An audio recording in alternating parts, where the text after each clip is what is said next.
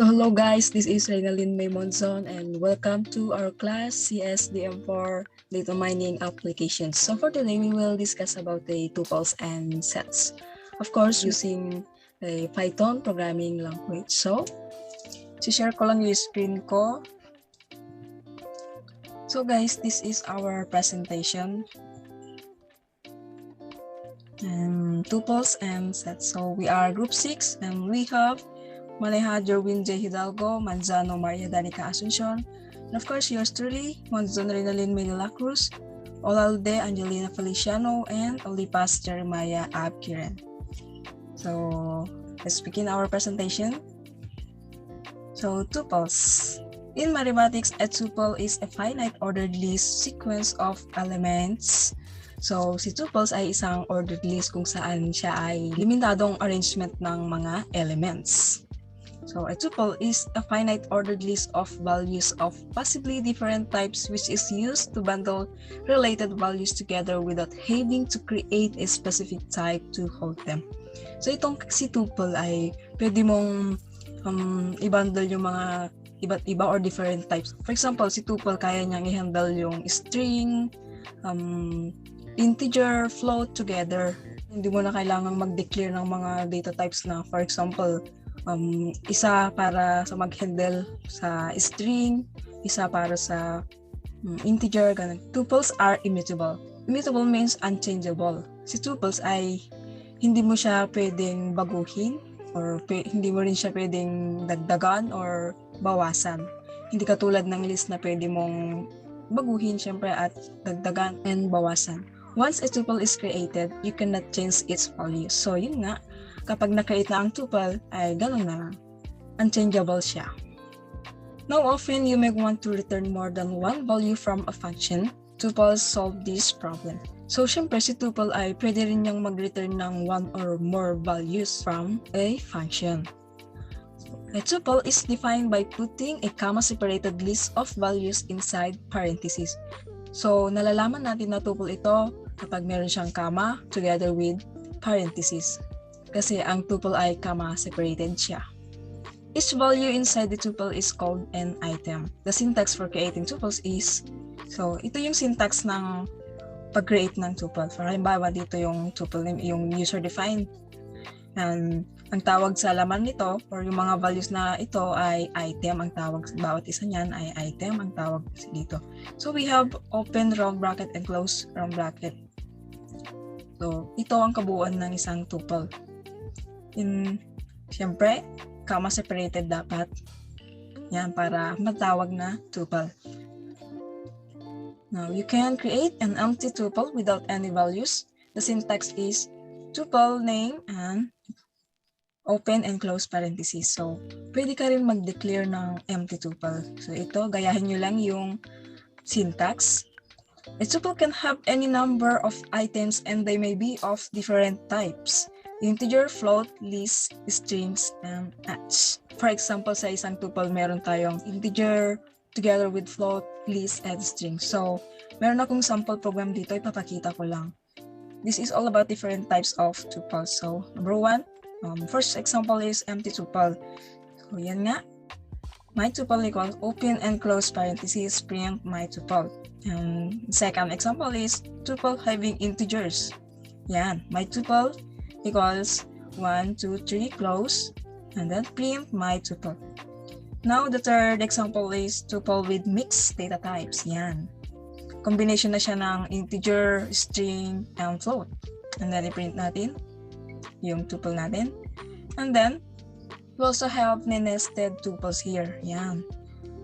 So, ngayon, itry natin kung gumagana ba talaga ito. So, let's all run it.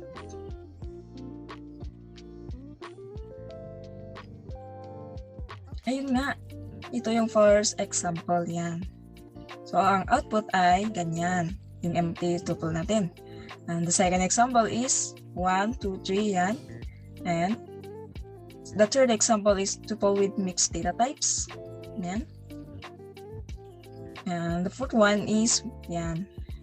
So, pwede pala, no? Pwede. So, guys, itong online compiler pala is free lang ito at mabisa. mabisang pagpraktisan. So ilalagay ko rin itong link nito sa description ng aming presentation. A tuple can also be created without using parentheses. This is known as tuple packing. So pwede rin na kapag mag-create ka ng tuple ay pwedeng hindi mo na siya lagyan ng open and close parentheses. Pero syempre, nilalagyan natin kasi gusto natin na uniform yung ating code.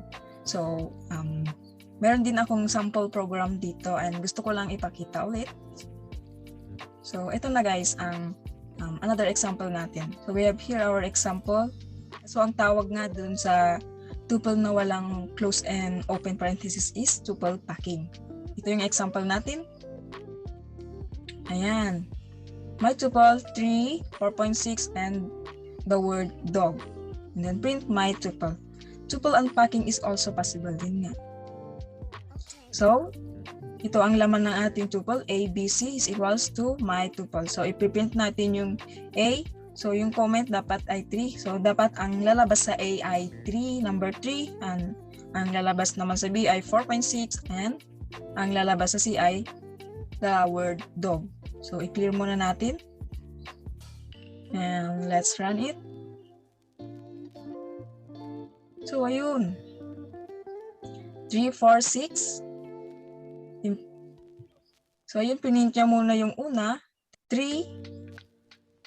And 4.6 and the word dog. So, ito na yung nasa baba. Print A, B, C, 3, 4.6 and dog. So, ganun lang kadali guys. Yan. Creating a tuple with one element is a bit tricky. Having one element within parentheses is not enough. We will need a trailing comma to indicate that it is in fact a tuple. So kapag nag-create tayo ng tuple ay hindi enough yung isang element lang kasi tricky siya. Maaring hindi niya mabasa yung laman or maaring iba yung pagkaintindi ng ating program. May example ako dito at panoorin natin. So this is our example. For example, we have my tuple and ang laman ay hello without a comma.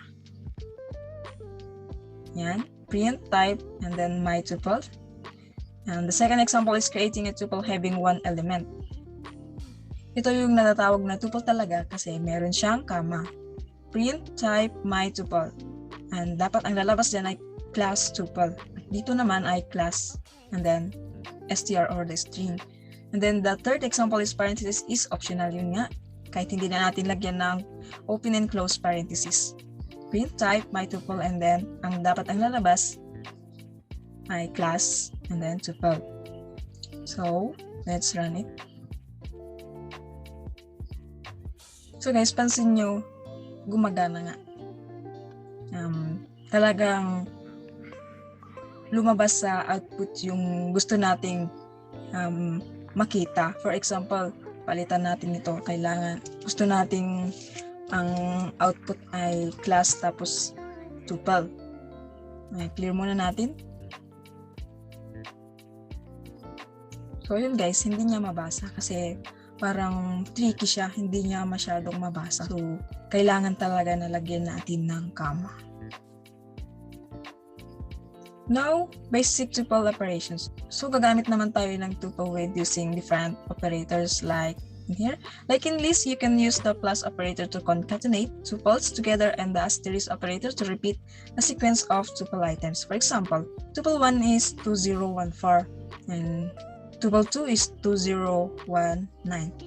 So, tuple 1 plus tuple 2, ang output ay 2014, 2019. So, kay tuple guys, kapag ginamit natin ang plus operator ay hindi niya mismo ina-add yung numbers dito. Hindi pwedeng 4, 0, 2, and 13. Hindi ganun. Kumbaga dito, kapag ginamit natin yung plus operator, pag-iisahin niya yung laman ng tuple 1 and together with tuple 2. Yan. Ito yung output. Now, meron tayong example ng tuple with the use of asterisk operator. So, tuple 1, asterisk 3. So, 3 times. Dito naman, kapag ginamit naman natin ang asterisk operator, at for example, ito yung gusto nating tuple na i-represent, itong tuple 1, ulitin yan 3 times or 3 beses. Yan. So, 2014, 2014, 2014. Inulit-ulit niya ng pangatlong beses yung tuple 1. So, an example of Boolean using tuple. Tuple 1 is equal to tuple 2. False. Of course, kasi nababasa niya ang elements by position. Position by position, guys. So, ito, i-compare niya muna to 2, 0, 0, 1, 1, 4, 9 yun. Hindi sila magkapareha, so false siya. Okay, next. Now, another example is comparison operators like less than or equal to, or greater than or equal to, or equal to and not equal to are used to compare tuples. Yan. For example, tuple 1 is equals to 987 and tuple 2 is equals to 911. Tuple 1 is greater than tuple 2. So, mas mataas daw ang tuple 1, 987, kaysa sa tuple 2, 911, which is true. Tama. Kasi nga, kagaya ng sinabi ko, position by position, binabasa niya ito. At napag-alaman nga na ito ang mas mataas ang value. So, true. And tuple 1 is not equal to tuple 2. True, kasi nga hindi sila magkapareha, which is true. Now, let's move on to indexing and slicing in tuples. Each item in a tuple can be called individually through indexing. The expression inside the bracket is called the index. So, dito naman, kapag gusto nating tawagin yung isang item sa ating tuple, ay ginagamit naman itong index. Ang index, guys, ay itong mga ito. Square brackets are used by tuples to access individual items with the first item at index 0, the second item at index 1, and so on. The index provided within the square bracket indicates the value being accessed. The syntax for accessing an item in a tuple is tuple name and then open square bracket and then yung index and then close. Now guys, kapag gusto nating i-access yung isang index dito, kailangan natin, for example, ang syntax dito papalitan natin ng holy places, tapos ang gusto nating access ay itong Bethlehem. So, lalagay lang natin tuple name and then yung number ng index. So, 3, tuple name. So, holy places and then open and then 3 and then close square brackets and then ang output ay Bethlehem. Where index should always be an integer value and indicates the item to be selected. So, kapag pinag-uusapan ang index, kailangan na magsimula sa number na 0. And then 1, 2, 3, 4, and so on. So, meron tayong example dito about index. So, pansin nyo, katulad sa ng nasa previous slide. So, we have holy places, index 0, Jerusalem, index 1, Kashibis Wanat, index 2, Harman Dir Sahib, index 3, Bethlehem, and index 4, Mahabodi. So, number 1, holy places, yan, Jerusalem, Kashibis Wanat, Harmadir Sahib, Bethlehem, Mahabodi. Yan, and then, for example, gusto nating i-access yung index 0. So, ang lalabas ay Jerusalem. And then, 1, Kashibis Wanat, and so on. So, dito naman sa example number 8, holy places 5, and trace back. No, nagtre-trace back siya. Most recent call last. So, bakit siya nagtre-trace back? Kasi, pansin nyo dito, walang index number 5. Yan. Walang index number 5. So, error siya. So, ito yung command. Tuple index out of range. Yun. Kasi, walang index 5. Now, we have also slicing in tuple. Slicing of tuples is allowed in Python wherein a part of the tuple can be extracted by specifying an index range along with the colon operator, which itself resolved as tuple type. So, meron ding tinatawag na slicing kay tuple, wherein ginagamit ang colon operator para ma-specify natin yung range ng mga values natin. So, the syntax for tuple slicing is tuple name, and then open square bracket, start, stop, and then another open square bracket, colon, stop, and then double close square bracket. So, colon is used to specify range values. Always remember that, guys. For the tuple colors, the positive and negative index breakdown is shown below. So this is our example, guys. Itong letter V na ito ay ating index 0, 1, 2, 3, 4, 5, 6.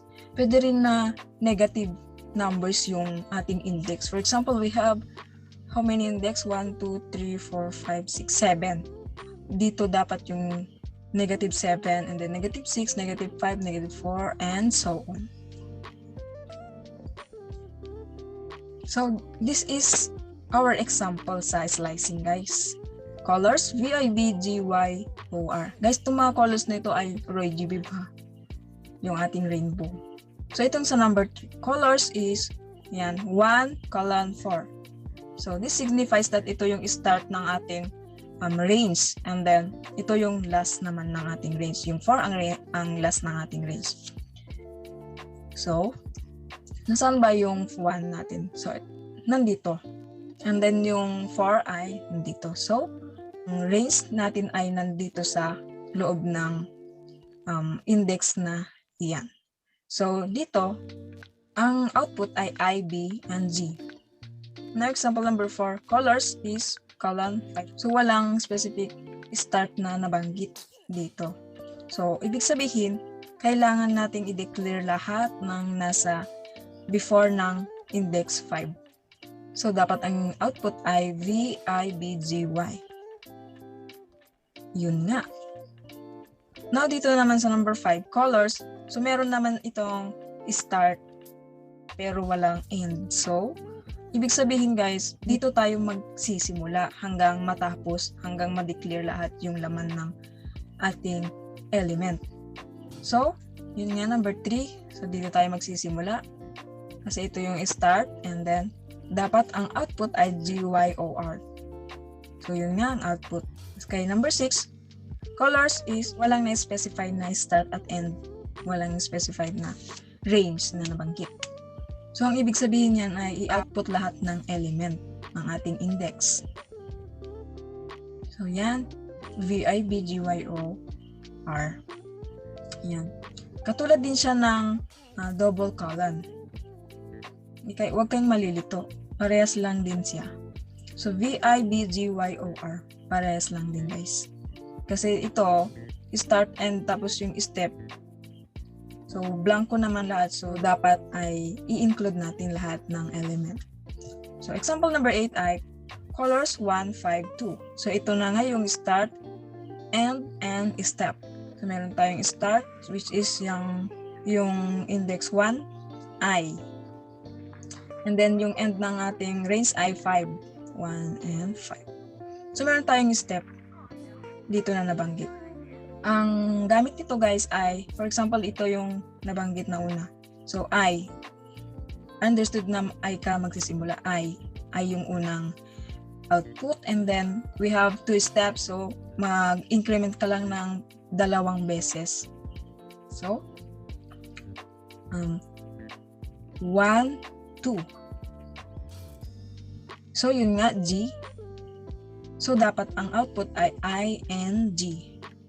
So, tama tayo.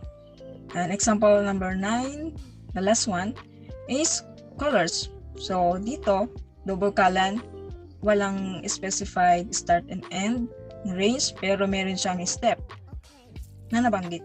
So, ibig sabihin, 2 step. So, dapat ang output natin ay una, syempre ito. Dapat una V, and then 1, 2, B, and then 1, 2, Y, and then R. V, B, Y, R. So, yun nga guys, tama tayo. So, this is the end of my presentation guys.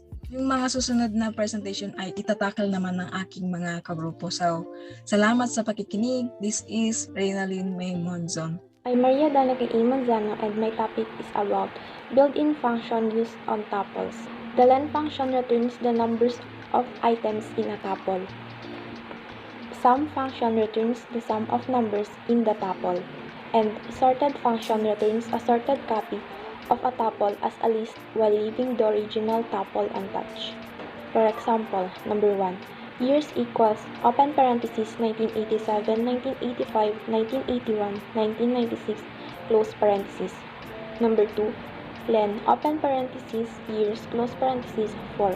You can find the number of items in the tuple years by using the len function. Number 3. Sum, open parenthesis, years, close parenthesis, 7,949. Using the sum function results in adding up of all the numbers items in the tuple. Number 4. Sorted underscore years equals sorted, open parenthesis, years, close parenthesis. The sorted function returns the sorted list of items without modifying the original tuple, which is assigned to a new list variable. Last, number 5. Sorted underscore years, open bracket, 1981, 1985, 1987, 1996, close bracket. In the case of string items in a tuple, they are sorted based on their ASCII values. Next, relation between list and set. Tuples may seem similar to lists. They are often used in different situations for different purposes. Tuples are immutable and usually contain a heterogeneous sequence of elements that are accessed via unpacking or indexing. Lists are mutable and their items are accessed via indexing. Items cannot be added, removed, or replaced in a tuple. For example, number 1. Coral underscore reef equals, open parenthesis, Great Barrier, Ningalo Coast, Amazon Reef, Pickles Reef, close parenthesis. Number 2. Coral underscore reef, open bracket, 0, close bracket, equals, Pickles Reef, traceback, most recent calls last. File, stdin, line 1 in module. Type error. Tuple object does not support item assignment. In the tuple coral underscore reef, if you try to replace great underscore barrier with a different item like pickles underscore reef, then it results in type error as tuples cannot be modified. Number 3. Coral underscore reef underscore list equals list, open parenthesis, coral underscore reef, close parenthesis. Number 4. Coral underscore reef underscore list, open bracket, Great Barrier, Ningalo Coast, Amazon Reef, Pickles Reef, close bracket. You cannot convert a tuple to list by passing the tuple name to a list function. If an item within a tuple is mutable, then you can change it. Consider the presence of a list as an item in a tuple. Then many changes to the list can get reflected on the overall items in the tuple. Example number 2. Number 1. German underscore cars equals, open bracket, Porsche, Audi, BMW, close bracket. Number 2. European underscore cars equals, close parenthesis, Ferrari, Volvo, Renault, German underscore cars, close parenthesis. Number 3. European underscore cars, open parenthesis, Ferrari, Volvo, Renault, open bracket, Porsche, Audi, BMW, close bracket, close parenthesis. Number 4. European underscore cars, open bracket, 3, close bracket, dot, open parenthesis, Mercedes, close parenthesis. Number 5. German underscore cars, open bracket, Porsche, Audi, BMW, Mercedes, close bracket. Number 6. European underscore cars, open parenthesis, Ferrari, Volvo, Renault, Porsche, Audi, BMW, Mercedes, close bracket, close parenthesis. The tuple containing a list seems to change when the underlying list changes. The key insight is the tuples have no way of knowing whether the items inside are mutable. The only thing that makes an item mutable is to have a method that alters its data. In general, there is no way to detect this. In fact, the tuple did not change. It could not change because it does not have mutating methods. When the list changes, the tuple does not get modified to the change. The list does not know whether it is referred to by a variable, a tuple, or another list. The tuple itself is not mutable. It doesn't have any methods that can be used for changing its contents. The string is immutable because The string is immutable because strings do not have any mutating methods. Relation between tuples and dictionaries. Tuples can be used as key-value pairs to build dictionaries. Example number 1. Fish underscore weight underscore kg equals open parenthesis white shark 520 close parenthesis open parenthesis beluga 1571 close parenthesis open parenthesis Greenland underscore shark 1400 close parenthesis. Number 2. Fish underscore weight underscore kg underscore dick equals dick open parenthesis fish underscore weight underscore kg close parenthesis. The tuples can be converted to dictionaries by passing the tuple name to the dict function. This is achievement by nesting tuples within tuples, wherein each nested tuple item should have 2 items on it. Number 3. Fish underscore weight underscore kg underscore dick open curly bracket white shark 520 beluga 1571 Greenland shark 1400 close curly bracket. The first item becomes the key and the second item as its value when the tuple gets converted to a dictionary. The method items in a dictionary returns a list of tuples where each tuple corresponds to a key value pair of the dictionary. Example number 1.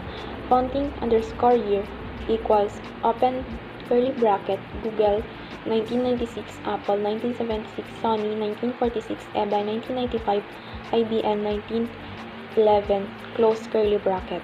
Number 2. Founding underscore year dot items dict underscore items Google 1996 Apple 1976 Sony 1946 EBA 1995 IBM 1911. Number 3. For company, year in founding underscore year dot items. Print open parenthesis F open and close curly bracket company was found in the year open and close bracket year close parenthesis. For loop in number 3 has 2 iteration variables, the company and year, because the items method returns a new view of the dictionary's key and value pairs of tuples, which successively iterates through each of the key value pairs in the dictionary. And the output is Google was found in the year 1996, Apple was found in the year 1976, Sony was found in the year 1946, EBA was found in the year 1995, IBM was found in the year 1911. Hi, I'm Jeremiah Olipas, BSCS 3ADM, and I'll explain the module 8.7 to 8.8. 8.7, which is tuple methods. So as you can see in the table or in the screen, you can get a list all the methods associated with the tuple table 8.2 by passing the tuple function to dir. So number 1, this is the code to show the list of all methods associated with tuple. So you can code this dir close and open parenthesis, and inside of the parenthesis is the word tuple, and it will show the list of all the tuple methods. And in the table 8.2, various tuple methods. So as you can see, the tuple methods, the syntax and the description.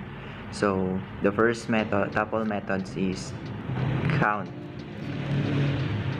and the syntax is tuple underscore name dot count close and open parenthesis item. So the description is the count method counts the number of times the item has occurred in the tuple and returns it. So the next tuple method is index, and the syntax is tuple underscore name index open and close parenthesis, and inside of that is the word item. So the description is the index method searches for the given item from the start of the tuple and returns its index. If the value appears more than once, you will get the index of the first one. If the item is not present in the tuple, then value error is thrown by this method. There is a note, replace the word tuple underscore name mentioned in the syntax with your actual tuple name in your code. So, for example, in this module, there is a example. Channels equal close and open parentheses, and inside of that is the words ngc, discovery, animal underscore planet, history, and ngc. And in the second syntax is channels that count close and open parentheses in the word ngc. And in the number 3, channels that index open and close parentheses history. So various operations on tuples are carried out using tuple methods. So next is traversing of tuples. You can iterate through each item in tuples using for loop. So program 8.1, program to iterate over items in tuples using for loop. So the first syntax is ocean underscore animals equal electric eel, jellyfish, shrimp, turtles, blue whale. The second is def main close and open parentheses, and number 3 is for each animal in ocean animals. So print each animal is an ocean animal. So 5 is if name equal to the main. So the output is electric eel is an ocean animal, jellyfish is an ocean animal, shrimp is an ocean animal, turtle is an ocean animal, blue whale is an ocean animal. So here ocean animals is of tuple type 1. A for 3 loop is used to iterate through each item in the tuple.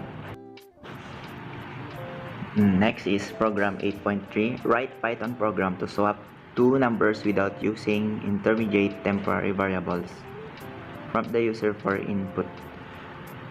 So first, this is the codes or syntax for the writing program to swap two numbers without using intermediate temporary variables. So as you can see, this is the code, and the output is enter a value for the first number 5, enter a value for the second number 10. After swapping, value for first number is 10, value for second number is 5. So this is the explanation. The contents of variables a and b are reversed. The tuple variables are on the left side of the assignment operator, and on the right side are the tuple values. The number of variables on the left and the number of values on the right has to be the same. Each value is assigned to its respective variables. Next is module 8.6, write Pythonic code to sort a sequence of names according to their alphabetical order without using sort function. So this is the code for that, and as you can see, this code will not using sort functions, and it will alphabetically in order. So as you can see, this is the codes, and the output for that is enter names separated by a space, Yash, Meet, Ava, Noah, Isabella, Emma. And after sorting that, after you enter the names, this is the output. As you can see, The names are sorted alphabetically in order, and it has space by names. So you can see Ava, Emma, Isabella, Noah, and Yasmin are sorted alphabetically. So how it happened? So this is the explanation. List of strings is sorted by comparing each string with its successor strings and swaps them if they are not in ascending order. To sort the items in the list, we require two loops, one for running through the passes and another for locating and interchanging the strings in each pass. The pass through the list is repeated until no swaps are needed, which indicates that the list of strings is sorted. Thus is using zip function. So this is module 8.8. The zip function makes a sequence that aggregates elements from each of the iterable can be 0 or more. The syntax for zip function is zip open parenthesis asterisk iterables word and close parenthesis. An iterable can be a list, string, or dictionary. It returns a sequence of tuples where the ith tuple contains the ith element from each of the iterables. The aggregation of elements stops when the shortest input iterable is exhausted. For example, if you pass two iterables with one containing 2 items and other containing 5 items, then the zip function returns a sequence of 2 tuples with a single iterable argument. It returns an iterator of one tuple with no arguments and returns an empty iterator. For example, so this is the codes. X equal open bracket 1 2 3 and y equal 4 5 6. Zip equal zip x y list open and close parenthesis, and the word inside is zip.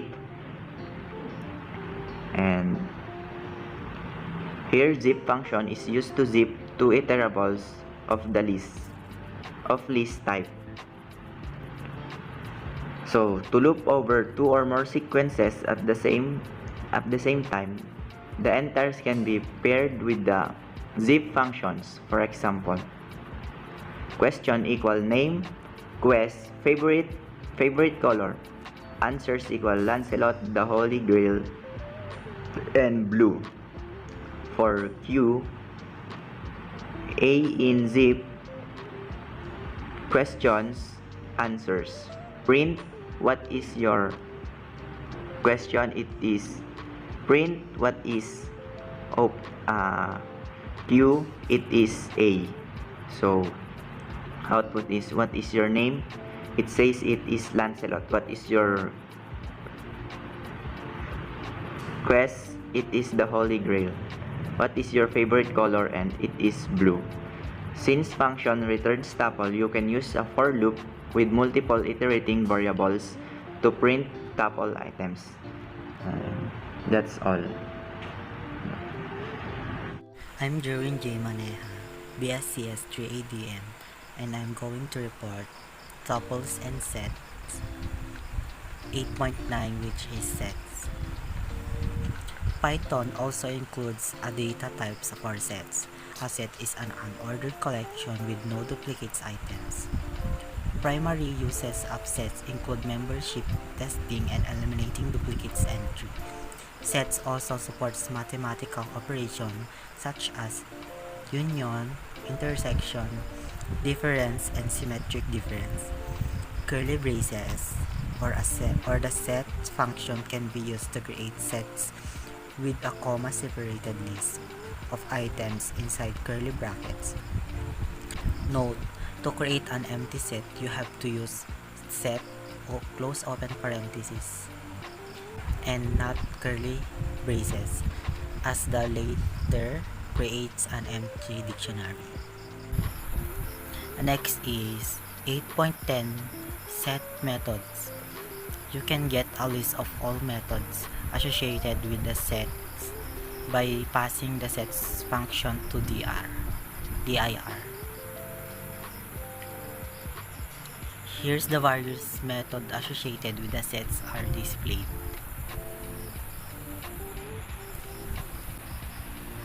Table point 3 various sets method. Method set, syntax, and description. Add close and open parentheses. Set syntax sets underscore name dot add close and open parentheses item. Description. The add close and open parentheses method adds an item to set underscore name. Next is clear. Syntax sets underscore name dot clear close and open parentheses. The clear methods remove all the items from the set underscore name. Difference. Syntax sets underscore dot difference close and open parentheses others. The difference method returns a new set which item in the set underscore name that are not in the others sets. Discards. Next is discard. Set underscore dot discard. The discards method remove an item from the set underscore name if it is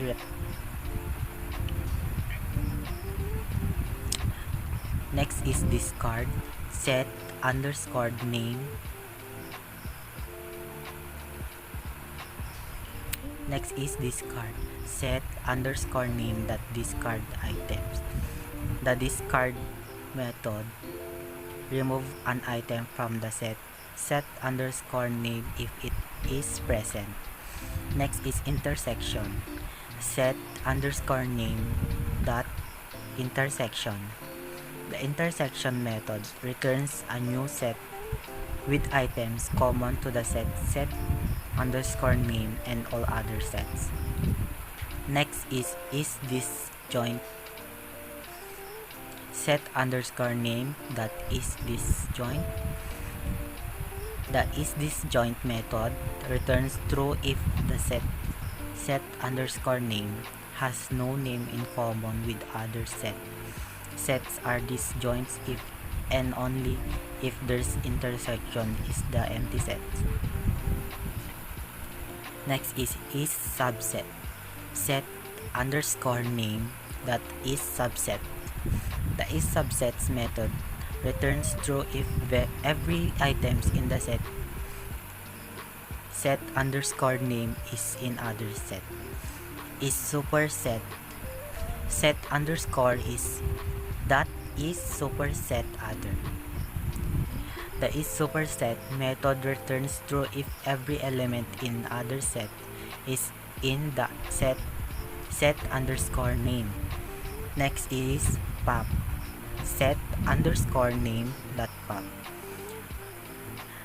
The method pop remove and returns an arbitrary items from the set underscore name. It raises key error if the set is empty. Next is remove. Set underscore name dot remove. The method remove removes an item from the set underscore name. It raises key error if the item is not contained in the set. Next, symmetric difference. Set underscore name symmetric difference. The method symmetric underscore difference returns a new set with items in either the sets or other but not both. Union. Set underscore name union. The method union returns a new set with items from the set underscore name and all other sets. Next, update. set underscore name dot update the set underscore name by adding items from all other set. Note: replace the word set underscore name, other, and others mentioned in the syntax with your actual set names in your code. Next is 8.10.1, which is traversing of set. You can iterate through each item in a set using for loop. Number 1, worship is equal to u.s.s dot underscore Arizona, HMS underscore Beagle, INS underscore Iravat, INS underscore Z. Number 2, def main. Number 3, for each underscore ship in worship. 4, printf each ship is a worship. Number 5, if underscore name underscore is equal to main underscore. Number 6, main close and open parenthesis. Here's the output. HMS underscore Beagle is a warship. USS Arizona is a warship. INS Aravat is a warship. And INS Z is a warship. Here's warship is of a set type. For loop is used to iterate through each item is the set.